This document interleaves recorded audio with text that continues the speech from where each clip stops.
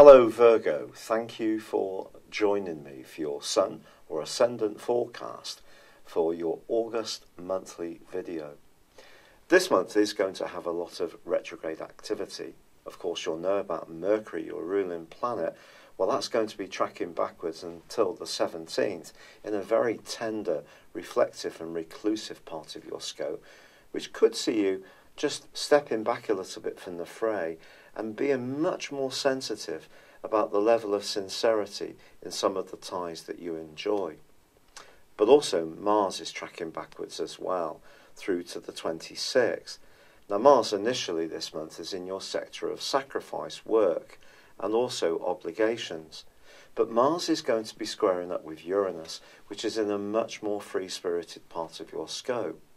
And since Uranus entered this sector in the middle of May, you may have found yourself being much more challenging to the status quo, particularly if you are very much a Virgo who tends to be self-sacrificing, puts in a lot of effort to support other people. You're someone who will be the first to pick up the slack, take responsibility, attend to the detail of things. You have a real gift for this. But of course it shouldn't all be one-way traffic. And I feel that your physical vitality could be, despite Mars being in your 6th solar house, which is generally a good transit, I think your physical and also emotional and mental energies are going to be trimmed back this month, at least until the Sun enters your sign on the 23rd. And Uranus also goes into a retrograde itself on the 7th. But its right angle with Mars is really at the heart of what this month's aspects are about. Because I feel that you may find yourself being much more outspoken about any kind of injustices, but particularly where you absolutely know you're doing your bit. Or it could be that you just become more and more dissatisfied with being just very self-sacrificing. Perhaps there's another part of you that wants to be more self-liberated, but it may not necessarily come to the fore in the very early parts of this month, when you could find yourself just doing a lot of thinking, perhaps even embracing the more spiritual side of your nature and of life, and just really trying to get a sense of what things really mean. Now, there is a very good practical and positive change for you on the 7th, when Venus moves into your sector of resources. Some kind of good news financially can definitely evolve in the rest of the month, or you could find yourself tempted by calorific goodies, or perhaps to splash out a little bit if you do have a bit of a windfall. The more sensual side of romance can also appeal if the more psychological and trusting elements, the more nurturing elements are right between you and yours if you're in a relationship.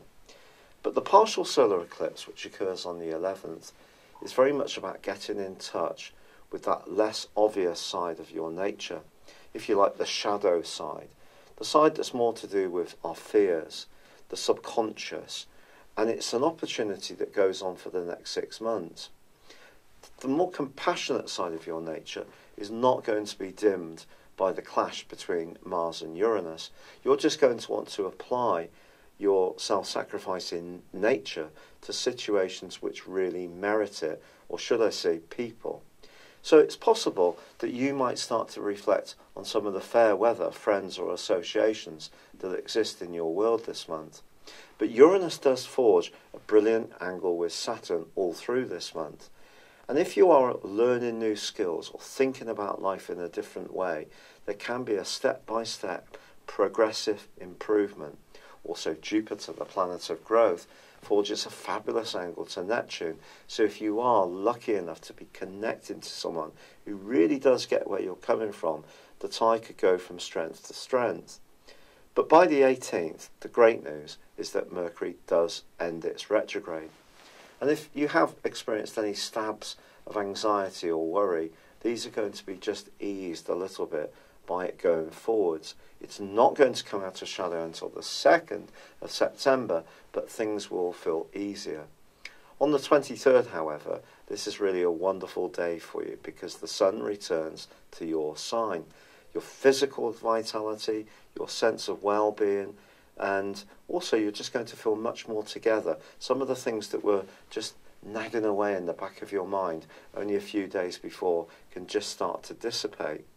Now, it is true that there is a full moon on the 26th in your opposite sign, but this actually forges a great link with both Uranus and also Saturn.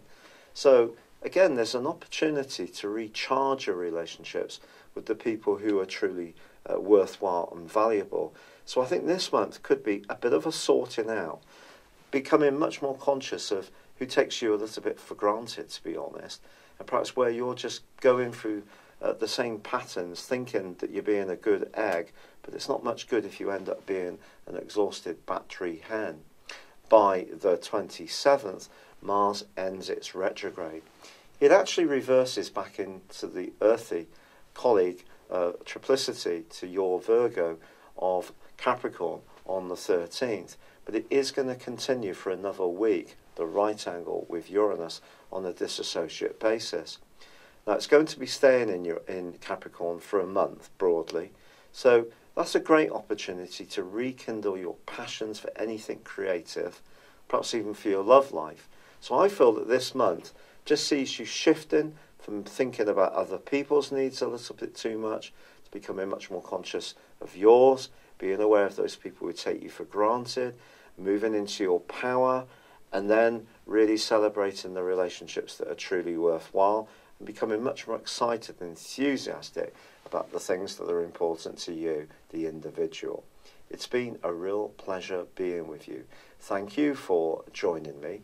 I'm sorry this August video has come to you late. It is because of my continuing problems with rheumatoid arthritis. I haven't quite got the medication settled into myself and all the good natural stuff I'm doing as well. So I'm still struggling a little bit to do things. But thank you for your patience.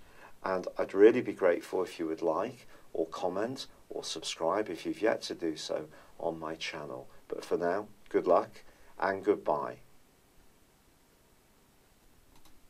Hello, thank you so much for watching my video. I'd love you to join me at my Horoscope Ace app. You can find this at www.horoscope-ace.com. You can use it through Android, iOS, Apple or Facebook.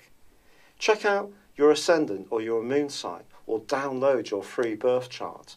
There's all your favourite videos, plus there are daily, weekly, monthly and yearly horoscopes for general, love, Chinese and Indian astrology. If your passion is tarot, there's my brilliant 3-card money or love tarot readings too. And it's all there at www.horoscope-ace.com. Thank you.